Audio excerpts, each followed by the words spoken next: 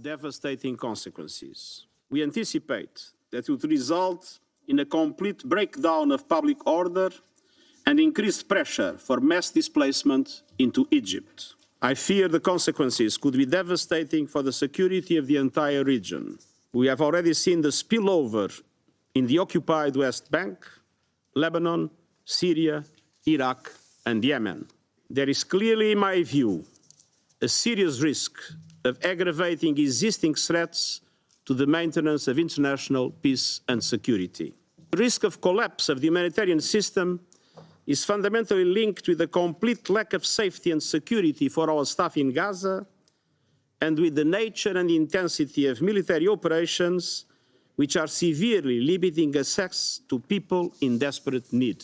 The threat to the safety and security of United Nations staff in Gaza is unprecedented.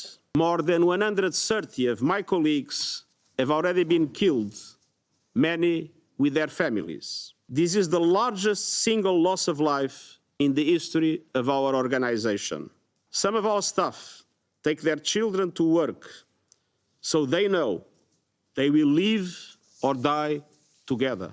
Colleagues have shared heartbreaking messages from staff members pleading for help.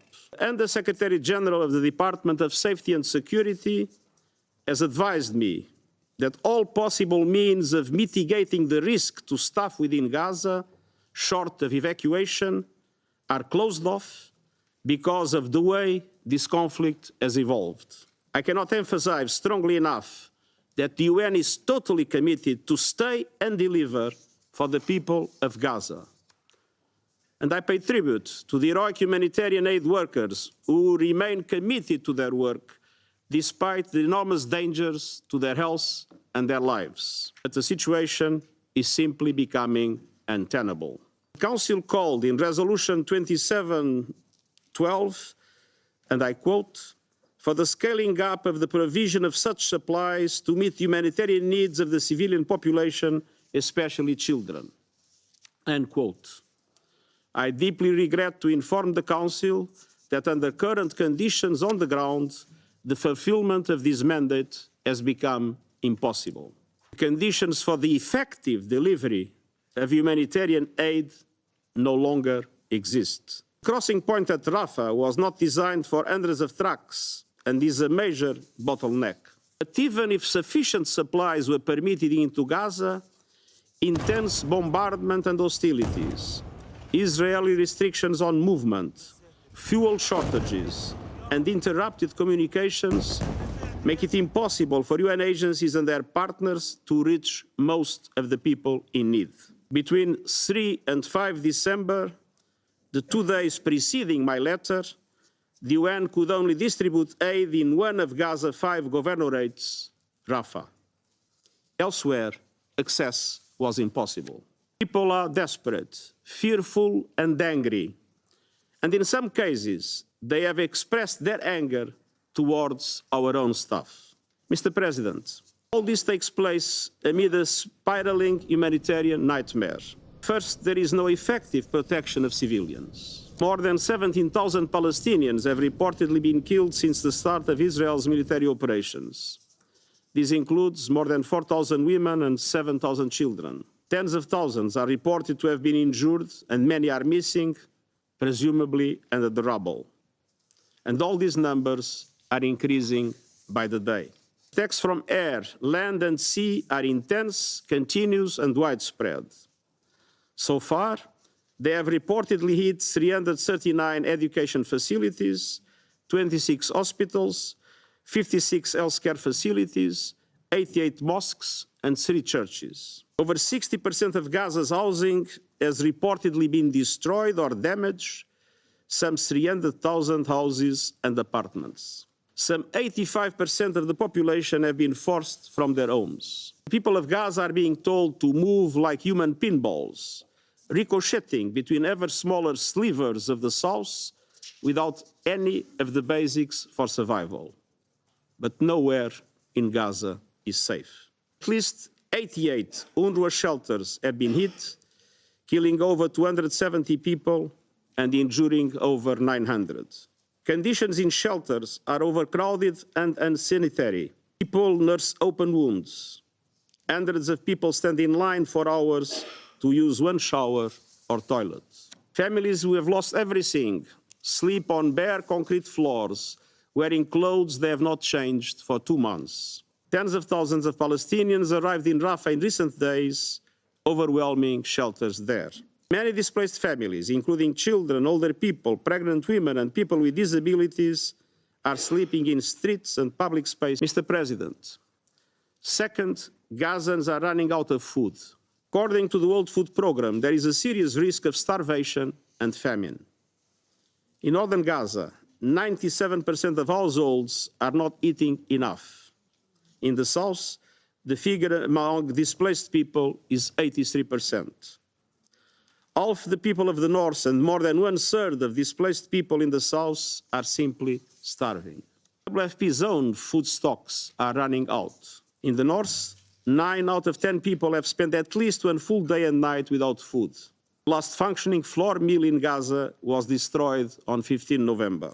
WFP has provided food and cash assistance to hundreds of thousands of people across Gaza since the crisis began and is ready to scale up its operations. However, that would require effective access to all people in need and at least 40 trucks of food supplies every day, many times the current level. Mr. President, third, Gaza health system is collapsing while needs are escalating. At least 286 health workers have been killed. Hospitals have suffered heavy bombardment. Just 14 out of 36 are still functioning. Of these, 3 are providing basic first aid, while the others are delivering partial services. European Gaza Hospital, one of the 2 main hospitals in southern Gaza, has 370 beds. It is currently housing 1,000 patients and an estimated 70,000 people seeking shelter.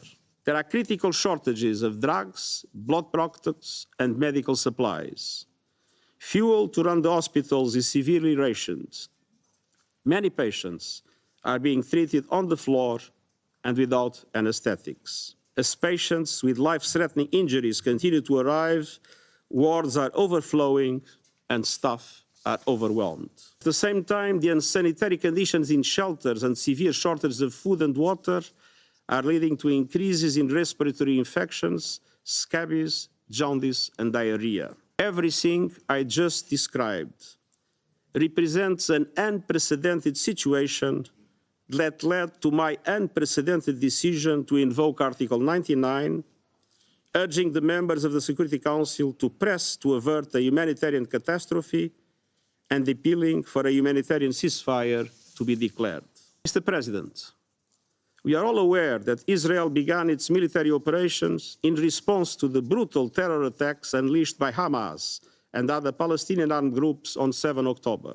I unreservedly condemn those attacks, and I'm appalled by the reports of sexual violence. There is no possible justification for deliberately killing some 1,200 people, including 33 children, injuring thousands more, and taking hundreds of hostages.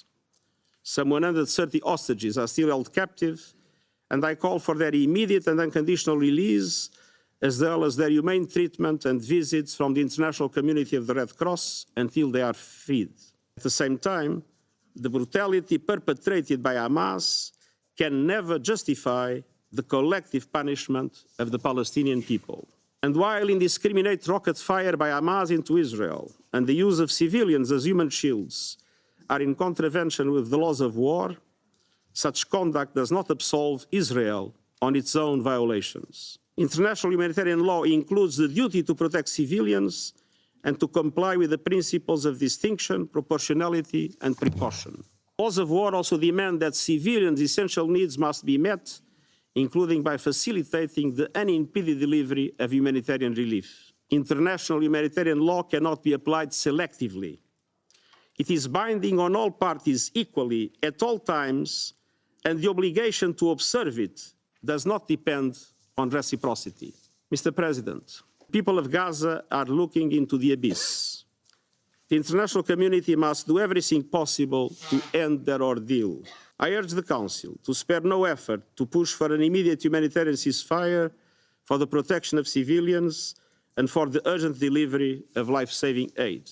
While we deal with the current crisis, we cannot lose sight of the only viable possibility for a peaceful future: a two-state solution on the basis of United Nations resolutions and international law, with Israel and Palestine living side by side in peace and security. This is vital for Israelis, Palestinians, and for the international peace and security. The eyes of the world and the eyes of history are watching. It's time to act, and I thank you.